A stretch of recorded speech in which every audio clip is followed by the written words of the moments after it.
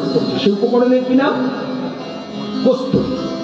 বর্তমানে 1 ভরি কস্তুরীর দাম 36,000 টাকা। বর্তমানে 1 ভরি কস্তুরীর দাম 36,000 টাকা। 1 ভরি মানে হচ্ছে এই সর্ষে দাম। এইরকম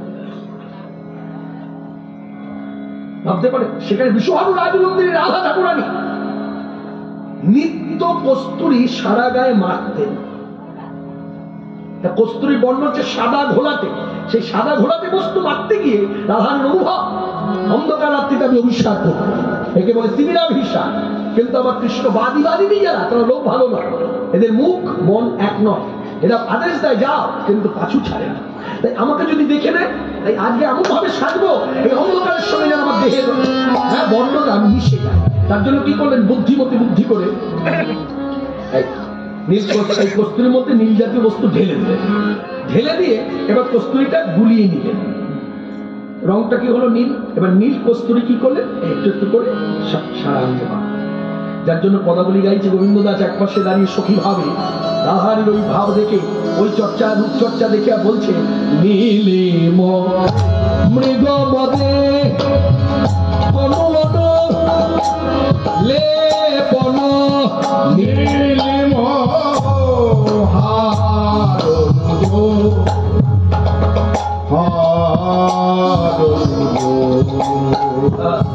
নীলমহারুজ উজ্জ্বলতা কোমলতা দুই একভাবে বিরাজ করছে। এখানে বললে বলা যায় এইভাবে, যার মতো শাস্ত্রে শিবের শিবানীও জানে না, যার মতো শাস্ত্রে ইন্দ্রের ইন্দ্রাণীও জানে না, যার মতো শাস্ত্রে ব্রহ্মার সাবিত্রীও জানে না, ত্রিভুবনে অতুলনীয় অনন্যায়িনী রাধা। জগতে যত তরুণী নায়িকা আছে, সকল তরুণী নায়িকার কলাগুরু হলো আমার রাধা ঠাকুরানী। যার মতো শাস্ত্রে স্বয়ং মা লক্ষ্মীও জানে, যার মতো শাস্ত্রে স্বয়ং মা লক্ষ্মীও জানে, পার্বতীও জানে। এখনো দেখবেন এই ধারাটা আছে। গুরুজনেরা বলে ছেলের বৌমা যদি খুব সুন্দরী হয়, আমার বৌমা পার্বতী, আমার বৌমা লক্ষ্মী। মানে এটা আমাদের জড়জগতের একটা ধারণা যে মা লক্ষ্মী আর পার্বতীর থেকে সুন্দরী রমণী হয় না, কিন্তু শাস্ত্র বলছে বিপরীত। মা লক্ষ্মী পার্বতী এসে রাধারীর চরণ ধরে কি বলছে দেখুন, যার সৌন্দর্য গুণ, যার সৌন্দর্য গুণ পঞ্চে লক্ষ্মী পার্বতী, যার পাতিব্রত ধর্ম মাগের অরুন্ধতী। লক্ষ্মী পার্বতী সৌন্দর্য গুণ বাঞ্ছা করছে, দা ভিক্ষা করছে, দা। আর অরুন্ধতির মতো সতী নাই জগৎ। সেই সতী নারী অরুন্ধতী সতীত্ব বাঞ্ছা করছে কার কাছে? রাধারানীর কাছে। তাহলে রাধারানী অসতী? আমার গুরুদেব বলতেন, ও রাধারানী যদি প্রকৃত অসতী হবে, তাহলে আমার ঘর আর তোমার ঘর কে সতী?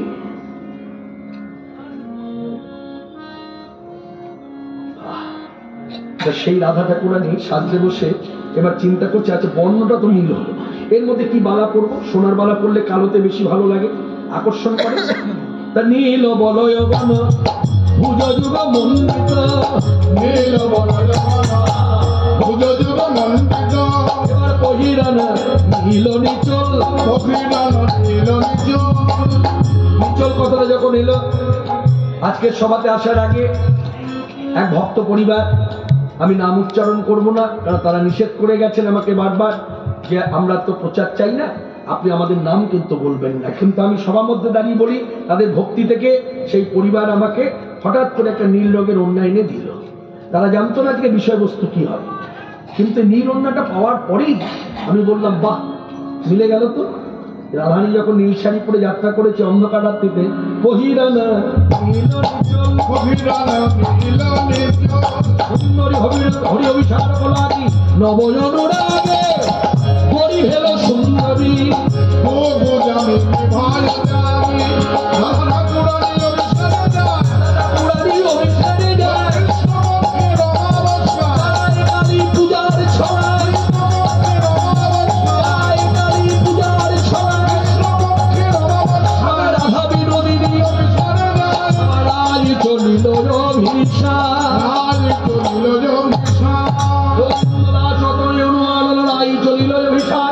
চলিল অভিষার, গোবিন্দ দাস অনুভবে বুঝলেন রাধারানী অভিষার করছে, কেবল তিমিরাভিষার, অন্ধকারের মধ্য দিয়ে যাচ্ছে। অমানেশ্বর অন্ধকারে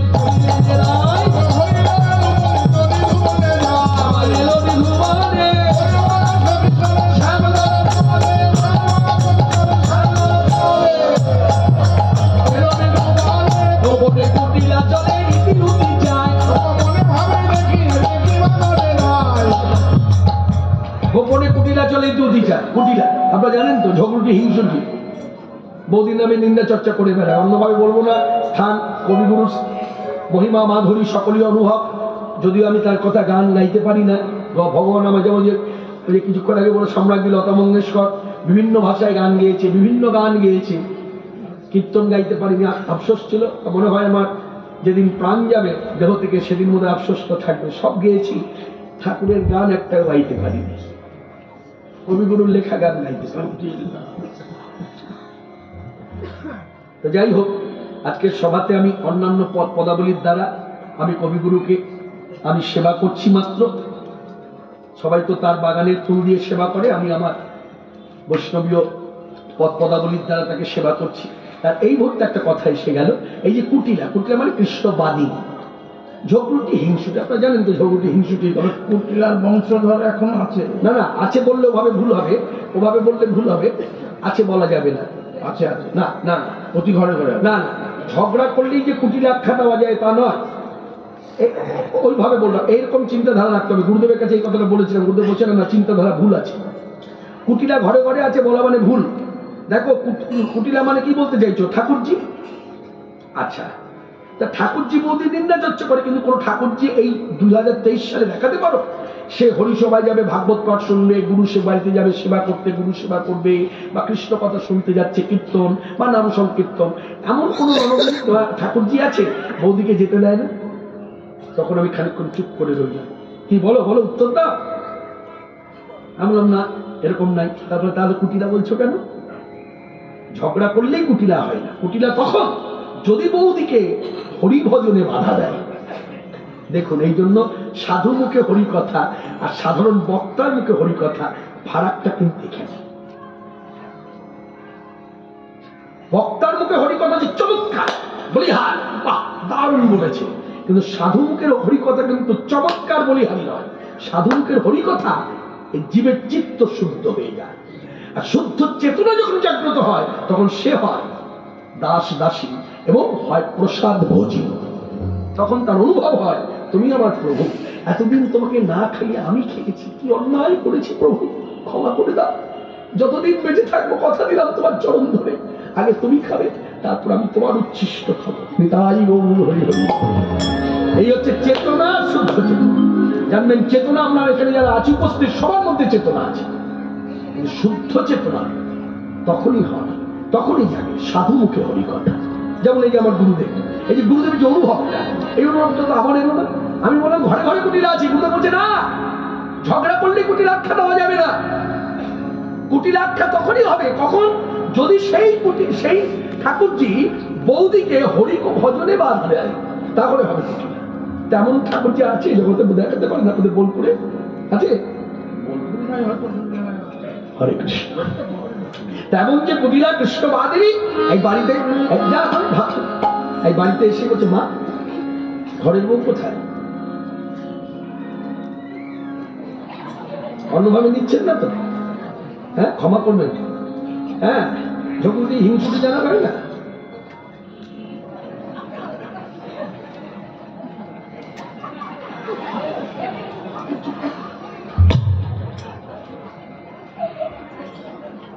মানে ভেতর থেকে একটা জ্বলন, জ্বলন, হ্যাঁ, এই দেশের ভাষা জ্বলন, ভেতর থেকে একটা জ্বলন হয়। মানে মুখে কম কথা বলে, ওই ভাব ভঙ্গি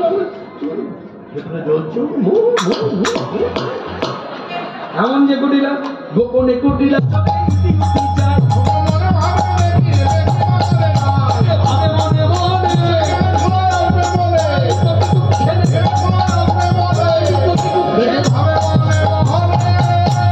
ভাবিয়া মনে রহন ঝাপুই অবদাকি হেন কালে সুতা খাইল কানা ওই তো না বলেলো সব ঘরে মিলে গেল রসের হার বসিল, রসের হার বসিল, সব ঘরে মিলে গেল ওই তো না বলেলো।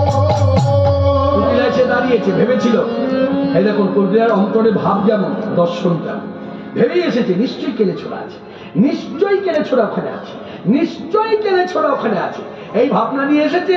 আর ঠিক কুটিলা দেখেছো কেলে ছোড়া এসেছে।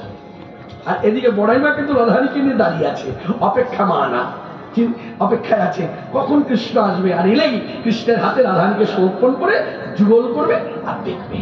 যুগল মন্ত্রের উপাসক একা রাধারীকে পেয়েও আনন্দ হয় না, একা কৃষ্ণকে পেয়েও আনন্দ হয় না। যেই রাধা কৃষ্ণ একত্রে এই মুখোমুখি হয়েছে, এই মিলিয়ে দিল, যেই মিলিয়ে দিয়েছে আনন্দের হাতে যা হয়, এই বেজে উঠলো যন্ত্র, বেজে উঠলো উপরের ধরি, আর কত শত যন্ত্র, বাদ্যযন্ত্র ঝঙ্কা, বৈঠাল বিনোদিনী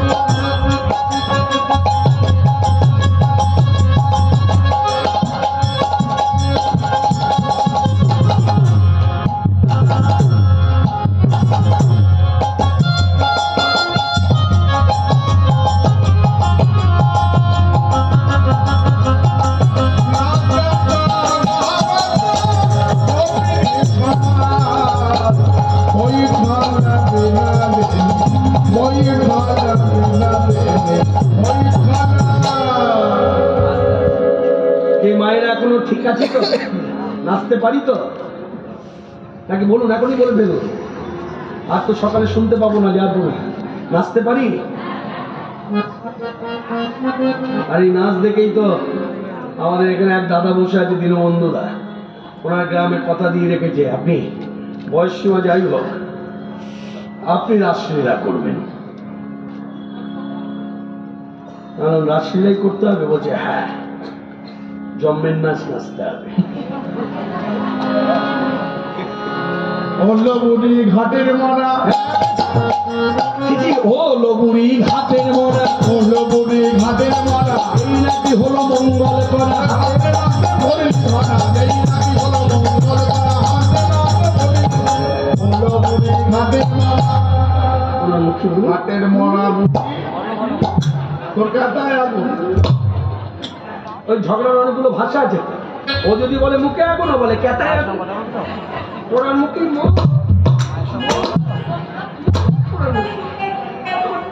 জ্বলে যায়। কালী পূজা, হ্যাঁ, দাদা একবার বাড়ি যাই, বাড়ি গিয়ে মাকে বলি, দাদাকে বলি, সবাইকে ডেকে এনে রাখাবো, এত বলি কুটিলা ঘরে ফিরে যায়, যত ঘরে বসে ঘরে কাকে নিয়ে আমার বাড়িতে এসে কুটিলা মাকে বলছে, মা, ও মা, মা কিরে কুটিলা, এই তো আমি ভেতরে আছি। যেই কাছে এসে দাঁড়িয়েছে, কি হলো, এখানে বসে আছো, কি করবো, ঘরে কত রকম কাজকর্ম থাকে, তুই কোথায় গেছিলি? ওই যে তোমার বৌমা গেছে কালী পূজা করতে, পাছু পাছু গেলাম। কি দেখলি? কি দেখলি? বল না, খুলে বল না, তাকিয়ে আছিস। বলি বলি, সব সব খুলেই বল। আমি গেলাম, দেখলাম, গিয়ে একটু আড়ালের থেকে দেখলাম। কি দেখলি? তোমার বৌমা সত্যি একটি সাধিকা, কালী একেবারে জাগ্রত। বল বল কবিলে আমারও বল, বল মা, আমার বল, আমি প্রাণ ধরে বল, প্রাণ ধরে বল, বল ধরে শুনি, বল বল মায়ের কথা। জানো মা, কি সাধিকা, মা কালী হেঁটে হেঁটে এলো বৌমার কাছে, মা কালী হেঁটে হেঁটে এলো, তারপর কি চললো,